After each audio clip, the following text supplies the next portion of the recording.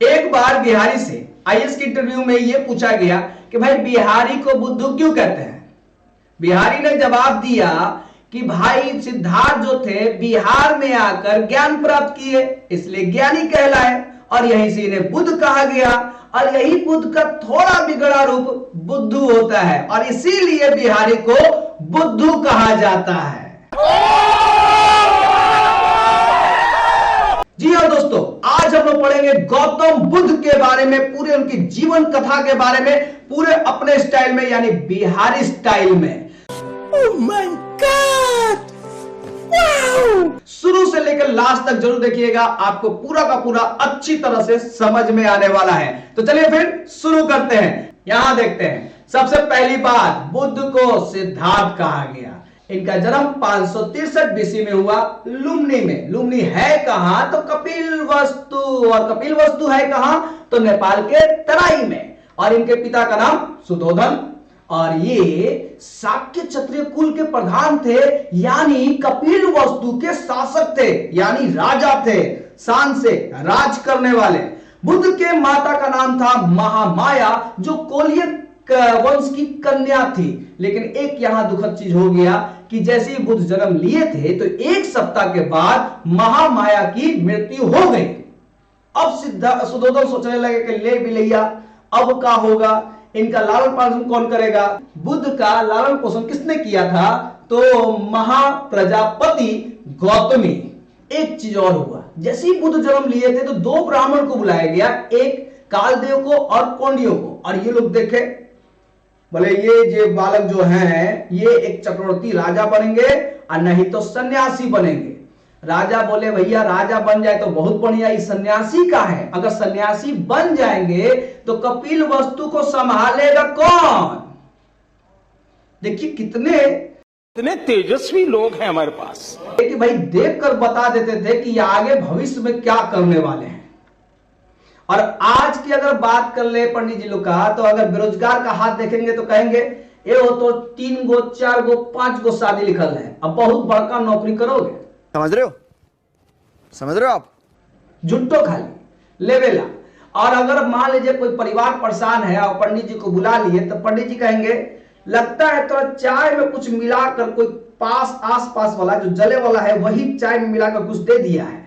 एक मतलब दिमाग तो घंटी बजता है कि ससुर दयादे लोग जो है ना वही दिया हुआ है, इसीलिए टेंशन में हो रहे हैं, कहीं सबसे ज्यादा जले वाला दयादे होते हैं। तो पंडित जी लोग को पता है कि कौन सा बात करेंगे तो उनका दिमाग इधर उधर चला जाएगा। लेकिन यहाँ के पंडित जी देख लीजिए, देखते ही बता दिया कि सन्यासी होवेंगे। आगे अगर मान लेते हैं कि भाई राजा के घर में कोई सन्यासी हो जाए तो ये बर्दाश्त होगा नहीं। और हमारे यहाँ की कहावत है बिहार में, अगर लड़का अगर हाथ से निकल रहा है तो बगल वाले शर्मा जी या वर्मा जी आके कहेंगे देखिए जी आपका लड़का हाथ से निकल रहा है, एगो काम बतावे। बोला का? इनका ब्याह करा दीजिए, अगर ब्याह करा दीजिएगा तो बस पत्नी के फेरा में रहेंगे और इधर उधर दिमाग नहीं जाएगा, सुधर जाएंगे। यशोधरा से इनका विवाह हो गया 16 वर्ष की अवस्था में। यशोधरा का अन्य नाम भी था बिंबा और गोप्पा, बिंबा और गोप्पा। और एक लड़का भी हुआ, यानी इनका पुत्र भी हुआ, नाम था राहुल। एक बार क्या हुआ, अपने सारथी चन्ना के साथ बुद्ध जी निकले बाजार में गए तो देखे एक बूढ़ा व्यक्ति को। बुद्ध ने कहा चन्ना रोको। इस सज्जन को क्या तकलीफ है भाई? चन्ना ने कहा कि भाई देखिए बुढ़ौती में आ गए हैं, ये अपना पूरा जीवन जी चुके हैं, अब ये ऊपर जाए वाले हैं और बुढ़ौती में लोगों को बहुत कष्ट होता है। हम बुढ़ाएंगे, आप भी बुढ़ाएंगे, सब कोई बुढ़ाएगा और बुढ़ौती में कष्ट होता है। बोला ओ हो बड़ा दिक्कत है जीवन में भाई, आगे बढ़ो आगे बढ़ो। आगे जैसे ही गए तो देखे बीमार व्यक्ति को। बोले चन्ना, बोला हाँ रुको। बोला क्या हुआ? इस सज्जन को क्या तकलीफ है भाई? तो यहां पे बोले भैया ऐसा है कि ई आदमी में बीमारी हो गया है, यानी कोरोना घुस गया है, जेकरा वजह से जिनका सिस्टम काम नहीं कर रहा है, बहुत कष्ट में है। बोला क्या वैक्सीन नहीं लिए थे का? बोला नहीं लेने लिए थे भाई, इसीलिए हो गया है। कैसा लगा मेरा मजाक? बोला ओ बहुत कष्ट में है। बोला हाँ। ओहो चलो आगे चलो आगे चलो। आगे गए तो देखे एगो अर्थी, और अर्थी देखे बाद में सब बहुत लोग रो रहे थे। बोला अरे रुको रुको रुको ई का है। बोले कि भाई देखिए ये अर्थी है और ये मतलब एक आदमी मर गए हैं और इनके परिजन लोग रो रहे हैं। बोले काहे रो रहे हैं भाई, जरा बता दीजिए। ममता में मोह में कष्ट हो रहा है इनको। बोले ओ हो दुनिया में बहुत कष्ट है भाई। आगे बढ़ो आगे बढ़ो। आगे बढ़े तो देखे ले एगो सन्यासी बड़ा हंसते हुए मूड में। कौन है ये लोग, कहां से आते हैं? बोला महाराज ये सन्यासी है, इनको कोनो कष्ट नहीं है, इनको कोनो मोह माया नहीं है, ये एकदम डायरेक्ट कनेक्शन भगवान से लगाए हुए हैं। मतलब टावर इनका बहुत जबरदस्त है, एकदम ध्यान लगा लगा के टावर भगवान तक पहुंचा लिया है और डायरेक्ट भगवान से संपर्क इनका हो रहा है, इसीलिए इनको कोनो कष्ट नहीं। बोलो ओ एकरा मतलब सन्यासी बनल ठीक है, यानी ऐसने टावर चाहिए जो डायरेक्ट भगवान से बात कर सके। और फिर उसके बाद आगे बढ़े। आगे कहां बढ़े, घर गए, सोचे लगे कि अब कुछ होएगा नहीं, ऐसे भी ब्याह का 29 वर्ष हो गया है, राहुल भी बड़ा हो ही रहा है, अब हमको आगे निकलना है, मतलब घर छोड़ना है। और ऐसे भी ब्याह करने के बाद जल्दी आदमी सोचता है जल्दी घर छोड़िए दे भाई, अच्छे हैं। देखिए गृह त्याग, और गृह त्याग की घटना को बोलते हैं महाविनिष्क्रमण। और 29 वर्ष की अवस्था में घर त्याग दिए रात को। और कंथक को, यानी कंथक इनका घोड़ा था और चन्ना इनका साथी था, साथे ले गए। साथे साथे साथे साथे कुछ दूर तक गए और अनोमा नदी जो है वहां पे रुके, बाल पूरा मुंडवाए, पूरा सन्यासी का रूप लिए और घोड़ा को और साथी को बोले तुम लोग यहां से निकल जाओ, घर है अब यहां से हम अकेले जाएंगे। अब अकेले आगे बढ़ते गए। सोचिए राजा का राजकुमार जो अभी घर पूरे राज्य में रहा था, अब धीरे धीरे अकेले जा रहे हैं सन्यासी के रूप में। और चलते चलते पहुंच गए कहां पे, वैशाली। वैशाली में वो आश्रम में गए, वहां उनके गुरु मिले अलार कलाम, और अलार कलाम से उन्होंने सांख्य दर्शन की शिक्षा ली। फिर बुद्ध बोले यहां से ज्यादा कुछ होगा नहीं, आगे बढ़ो आगे बढ़ो आगे बढ़ो। और फिर वहां से आगे निकल गए, और जैसे ही आगे निकले तो वैशाली से राजगीर पहुंचे। राजगीर गए तो वहां पे एक और गुरु मिले, रुद्रक रामपुत्र। ठीक, रुद्रक रामपुत्र, और उनसे उन्होंने योग दर्शन की शिक्षा ली। उसके बाद यहां कुछ और आगे बढ़े तो कुछ 5 ब्राह्मण मिले, साथे रहने लगे। 5 ब्राह्मणों के साथ एकदम साथे साथे रहने लगे। तब भी अचानक यहां पे कहा जाता है कि जब ज्ञान प्राप्त कर रहे थे, यानी उरुवेला में गए, मोना और निरंजना नदी के सामने तपस्या कर रहे थे, तो लगातार 6 वर्षों तक तपस्या किए थे। लेकिन कहीं कहीं किताब में देता है कि 5 ब्राह्मण उनके साथ जब घूम रहे थे, तब सुजाता नाम की जो महिला थी, उन्होंने खीर खिलाया था बुद्ध को। अब ये 5 ब्राह्मण जो थे बोले ये अच्छी बात नहीं है, चलो तो आप अपना रास्ता देखिए, हम अपना रास्ता देखेंगे। और ये 5 ब्राह्मण अपने रास्ते पे निकल गए और बुद्ध जी अपने रास्ते पे निकल गए, और यहां निरंजना नदी के किनारे पहुंचे, पीपल वृक्ष के नीचे बैठे, 6 वर्ष की तपस्या किए। और कहीं कहीं किताब में दिया जाता है कि यही सुजाता महिला जो है खीर खिलाकर इनका व्रत को तोड़ी थी। यानी अलग अलग किताबों में अलग अलग बातें की हुई है। और यहां पे जैसे ही व्रत तोड़े और बोले का बस, बोला का टावर सेट हो गया भाई, अब हमको ज्ञान प्राप्त हो गया, बुलाओ कोचिंग खोलना है। अब यहां पे देखिए 6 वर्ष तपस्या करने के बाद 35 वर्ष की आयु में इनको वैशाख की पूर्णिमा की रात पीपल वृक्ष के नीचे ज्ञान प्राप्त हो गया। अब यहीं से कहलाए लगे बुद्ध, यहीं से कहलाने लगे तथागत, यहीं से कहलाने लगे शाक्य मुनि, यानी इनका नाम देने लगा। और हम लोग का नाम कह देता है लोग सर, मास्टर, मास्टर साहब। मतलब हम लोग ज्ञानी नहीं है, लेकिन फिर भी हम लोग का नाम ऐसा ऐसा होता है। अगला बात करते हैं, ज्ञान प्राप्त हो गया। तो भैया ज्ञान अंदर रखे से कोई फायदा नहीं ना है, ज्ञान जब निकालिएगा, किसी को बताइएगा, तब ना ज्ञान मिलेगा, पता चलेगा हाँ आप ज्ञानी हो गए हैं। तब वही 5 ब्राह्मण जो थे भेटा गए लोग। बुद्ध जी बोले एक मिनट बैठो तो सब, बैठिए, बैठाएं, और वहीं पे उपदेश देना शुरू कर दिए यहां पे कहां पर? सारनाथ में। ऋषिपट्टनम उसका नाम भी था, और वहीं पे बैठाए और ज्ञान देने लगे 5 ब्राह्मणों को। अब आते हैं कि इसका उल्लेख, इस घटना का उल्लेख, जिसको बोलते हैं हम लोग धर्मचक्र प्रवर्तक, इस घटना का उल्लेख संयुक्त निकाय में किया गया है। और यहां पे इन्होंने, यहां पे एक चीज बताते हैं, यहां पे इन्होंने 4 आर्य सत्यों के बारे में बताया था, और पाली भाषा में, यानी जन साधारण भाषा जो आम आदमी समझ सके, इसी भाषा में इन्होंने उपदेश दिया था। लेकिन एक क्वेश्चन अगर आ जाए कि पहला उपदेश इन्होंने सारनाथ में दिया, तो सर्वाधिक उपदेश इन्होंने कहां दिया, तो आप क्या कहिएगा? कौशल की राजधानी श्रावस्ती। ये बहुत ज्यादा पूछता है।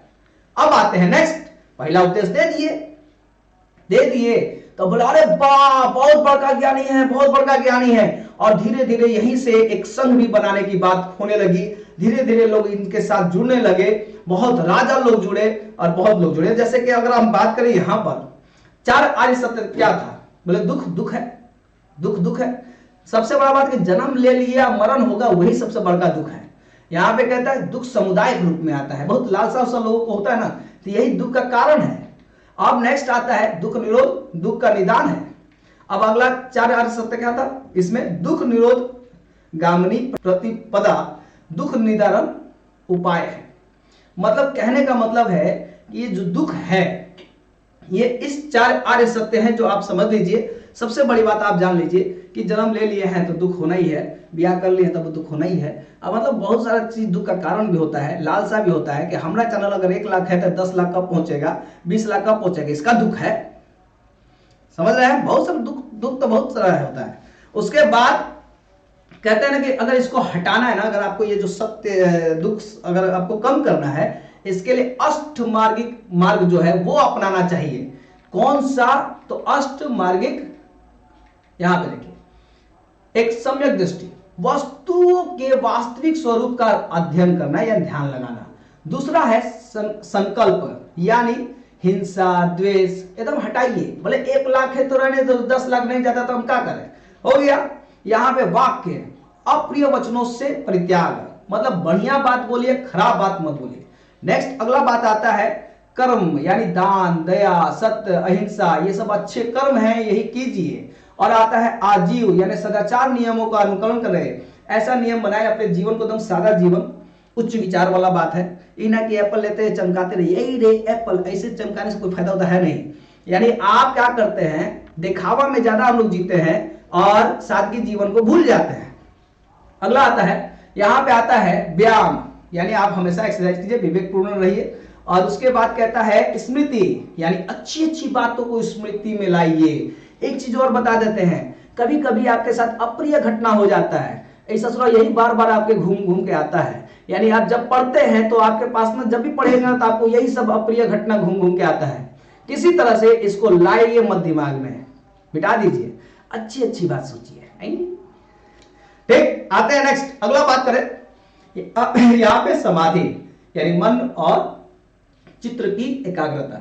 यहां बुद्ध जी की एक और बात का नाम था कि दिया का बुझ जाना, यानी अंतिम लक्ष्य जो होता है दिया का बुझ जाना, मतलब ऊपर जाना। कहने का मतलब है अगर हम आपसे कोई सवाल पूछ दिए और आपको सवाल का जवाब नहीं बताए और आप खोजने लगे, एक तरह की का सब पूछ दिया, मुझे समझे में नहीं आ रहा है, अब खोज रहे, किताब में खोज रहे, यहां खोज रहे, वहां खोज रहे हैं, मिल ही नहीं रहा है। जब तक ना मिले तब तक बेचैन। आज अगर मिल गया यार, समझ में आया? इसका मतलब आपको जब ज्ञान प्राप्ति हो गया तो अब का जाइए, ऊपर जाइए। ठीक, नेक्स्ट अगला आते हैं बुद्ध के शिष्य। शिष्य मतलब सबसे पहले इन्होंने 2 अनुयायियों को बनाया था, एक तपस्सु और एक मलिक। और उसके बाद आता है सारिपुत्र। यहां पे देखिए राहुल इनके पुत्र भी जो है वो शिष्य बन गए थे। एक चीज और बता दें आपको कि जो यशोधरा थी, इनकी जो पत्नी थी, वो जब बुद्ध जी छोड़ के चले गए थे तब उन्होंने भी महल को त्याग दिया था और उसके बाद झोपड़ी में रहने लगी अपने पुत्र के साथ। सादा भोजन, सादा जीवन वो जीवन व्यतीत कर रही थी, जैसे उनके पति कर रहे थे वैसे ही वो अपने घर पे कर रही थी। और उसके बाद वो भी बाद में बौद्ध धर्म अपना ली। क्यों अपनाई भी थी? ये भी कारण था कि राहुल जो थे, मतलब अब सोचते कि चलो मेरे पति नहीं है तो बेटा तो है, लेकिन बाद में बेटा भी बौद्ध धर्म को अपना लिए। अब बोले पति गए बेटा गए, तब हम क्या करें, हम चलो बौद्ध धर्म में अपना लेते हैं। और ये भी है कि बुद्ध की मृत्यु से 2 वर्ष पहले ही उनकी मृत्यु हो गई थी। अब आते हैं नेक्स्ट, बहुत सारे थे। नंद जी थे जो सौतेले भाई थे, उसके बाद उपाली थे, उसके बाद एक आनंद थे। आनंद के कहने पर ही वैशाली में ही स्त्रियों को संघ में सदस्यता दिलाने का मतलब अपील किए थे कि भाई स्त्रियों को भी आप लाइए, जिससे मतलब अच्छा रहेगा। और पहली जो संघ में शामिल होने वाली स्त्री थी, इनकी माता ही थी।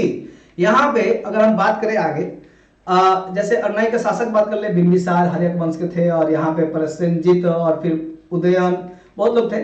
लेकिन शिष्या की अगर बात करें तो यहाँ पे देखिए प्रजापति गौतमी, यही इनकी सौतेली माता जी थी जो पहली शिष्या बनी। अब आगे देखते हैं यशोधरा इनकी पत्नी भी। अब यहाँ पे देखिए नंदा सौतेली बहन, तो देख लीजिए पूरा परिवार है। आते हैं अम्रपाली, यानी वैशाली की नगर वधु कहे जाने वाली अम्रपाली। और जब भी वैशाली जाते थे बुद्ध जी, तो अम्रपाली के घर ही रहते थे, खाना खाते थे। और यहां तक कि अम्रपाली ने एक बगीचा भी दिया था संघ बनाने के लिए, एक पूरा बगीचा गिफ्ट में। और आते हैं विशाखा थी, और उसके बाद क्षेमा थी जो बिंबिसार की पत्नी थी। और बात करें अगर यहां पर मृत्यु, लेकिन मृत्यु से पहले कुछ घटना इनके बारे में कहना बहुत जरूरी है। जैसे कि बुद्ध जी जब कहते थे ना भिक्षाम देही, तो बहुत चीज घटने इनसे रिलेटेड है। जैसे कि अगर हम बात करें कि एक बार उंगली मार का कहानी बहुत फेमस है कि भाई सबका उंगली काट लेता था और पूरा अपना माला पहनाता था। तो बुद्ध जी गए, वो अहंकार में थे कि हम बहुत ताकतवर है। बोला बुद्ध जी क्यों, बोले क्यों करते हो बेटा? तो बोले हमरा पसंद है, हम उंगली काट देंगे, लाओ उंगली काटेंगे। बोला अच्छा, बहुत तुमको अपने ताकत पे घमंड है? बोला हाँ घमंड है, काट देंगे। तो उसके बाद बोले एक काम करो, तुम बहुत ताकतवर समझते हो लेकिन एक काम नहीं कर सकते हो तुम। बोला कौन सा काम नहीं कर सकते हैं? बोला अच्छा हम बोलते हैं, आप एक पेड़ का पत्ता है? बोला हाँ, तोड़ के दिखाओ। लीजिए, तोड़ दिए। बोला तोड़ लिए? बोला हाँ, जोड़ के दिखाओ। तब उंगली मार को भाई समझ में आया कि तोड़ना आसान है, जोड़ना बहुत असंभव वाली बात है। तब कहेगा नहीं भैया हम आपसे बहुत क्षमा चाहते हैं। ओकरा बाद वो भी बहुत हमको अपना लिया। कभी कभी ये भी सुनने में आता है कि बुद्ध जी ने छोटी छोटी बातों में बहुत कुछ सिखाया था। जैसे कि आप कहते हैं ना कि आप किसी को कुछ गाली दे देता है, तो उसी तरह से बुद्ध जी भी एक जगह गए थे, भिक्षाम दही। एक आदमी बोला है समझ में ना आता है, हट्टा कट्टा है और भीख मांगते हैं आप, अच्छा लगता है आपको, जाके कुछ काम हम कीजिए, भीख मांगना अच्छी बात नहीं है। और खूब गाली वाली दे दिए, यानी कुछ होता है ना कि कुछ दिया उन्होंने। और आप कोई चीज आदमी देता है आप ले लेते हैं। जैसे मान लो कि एक व्यक्ति ने हमें मोबाइल दिया, लीजिए सर, ले लिए, और फिर बोले कि नहीं आपको नहीं चाहिए, तुम मोबाइल अपने पास रखो।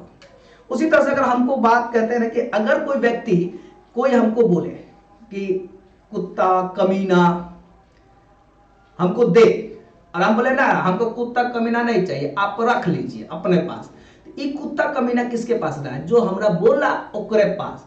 तो बुद्ध जी को जो गाली जो दे रहा था व्यक्ति, तो बुद्ध जी ने कहा वत्स, जो आप दे रहे हैं वो हमको स्वीकार नहीं है, कृपया अपने पास ही रख लीजिए। मतलब खतरनाक तरीका से ज्ञान दिए थे। उसके बाद कहा जाता है कि एक जगह गए भिक्षाम देही, तो चुंद नामक एक व्यक्ति था जिसके घर पे गए, और वहां पे एकदम आपत्तिजनक यानी मांस उंस बना हुआ था, तो वो भोजन था।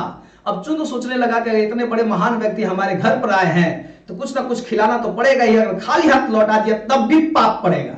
अब चुंद ने जाकर हाथ में दे दिया उनको खाना, और जो खाना लेके गए अब सोच लिए कि अब क्या खाए, और उसके बाद वो इतने द्रवित हुए कि भाई अब मतलब उनकी मृत्यु अब करीब थी। और उसके बाद कहा जाता है कि वो एक साल वृक्ष था, वहीं पे लेट गए। आनंद उनके साथ थे, और आनंद बोलने लगे कि अब प्रभु क्या होगा। तो बुद्ध जी ने कहा कि एक बार तुम चले जाओ चुंद के पास और बोलना कि चुंद तुम्हारा कोई गलती नहीं है, तुम कभी भी अपने ऊपर मत लेना मेरी मृत्यु को लेकर, ठीक। तो फिर आनंद गए, समझाए चुंद को, और फिर उसके बाद बुद्ध जी ने अपना शरीर को त्याग दिया, जिसको हम लोग क्या कहते हैं, महापरिनिर्वाण, यानी इस मृत्यु की घटना को। अब आते हैं नेक्स्ट हिरणवती नदी यानी कुशीनारा में। और यहां पे देखिए 483 बीसी में 80 वर्ष की अवस्था में। और यहां पर लास्ट में जो अंतिम उपदेश किसको दिए थे, सुभच्छ को उपदेश इन्होंने दिया था। और यहां पर कहा जाता है कि बुद्ध की मृत्यु के बाद इनके शरीर के 8 भाग किए गए और अलग अलग जाकर स्थापित करके स्तूप बनाए गए। समझ गए, स्तूप बनाए गए। और फिर बुद्ध की मृत्यु के बाद एक घटना और, मतलब ये एग्जाम में आपका आता है, पहला जैसे कि बौद्ध सभाएं, ये आपको जरूर याद रखना है। जैसे कि यहां देखते हैं पहला सभा 583 में ही हुआ था, 483 में हुआ था, यानी जब बुद्ध की मृत्यु हुई थी तब कहां हुआ, राजगीर में। अध्यक्ष कौन थे, महाकश्यप। संरक्षक कौन थे यानी शासक कौन थे, अजातशत्रु। और इसी समय सुत पिटक और विनय पिटक की परिकल्पना, मतलब क्या बोलते हैं, लिखा गया था। उसके बाद अगर दूसरा देखें तो 100 वर्ष के बाद 383 ईस्वी में वैशाली में, और अध्यक्ष थे सवाकामी और संरक्षक थे कालाशोक। और इस समय यह घटना हुई थी जो ज्यादा फेमस नहीं है। अगला बात करें तो यहां पे देखिए तीसरा जो सभा हुआ था 250 बीसी में, कहां हुआ था, तो पाटलिपुत्रा में। और यहां पर अध्यक्ष थे मोगलीपुत्र तिस्य, संरक्षक थे अशोक। और यहां अभिधम पिटक की रचना की गई थी। अगर हम बात करें चौथा आपका पहली शताब्दी मान लीजिए, और स्थान का था कुंडल वन जो कश्मीर में था। अध्यक्ष कौन थे, वसुमित्र थे। अश्वघोष भी कहे जाते हैं, दोनों ऑब्लिक देता है। और यहां पर संरक्षक के रूप में यानी शासक के रूप में कनिष्क थे। और बौद्ध धर्म जो था 2 भागों में, मेन भागों में बट गया, एक हीनयान और दूसरा महायान में विभाजित हो गया। तो ये पूरा का पूरा वीडियो जो मैं बना रहा हूं एक पार्ट है। अगर आपको अच्छा लगेगा तो भैया अगला पार्ट बना देंगे, लेकिन आप बोलिएगा तब बनाएंगे, तो नहीं बनाएंगे, बता देते हैं। समझ में आया? और अगर अच्छा लगे तो लाइक जरूर कीजिएगा। और एक चीज और भी है, हमारा बुक भी है भाई, यहां पे देखिए जीके ट्रिक का और भारत का भूगोल। अगर आपको लगता है तो ले लीजिए, पैसा तो लगता है थोड़ा बहुत, लेकिन आपके काम आ जाएगा। समझ में आया?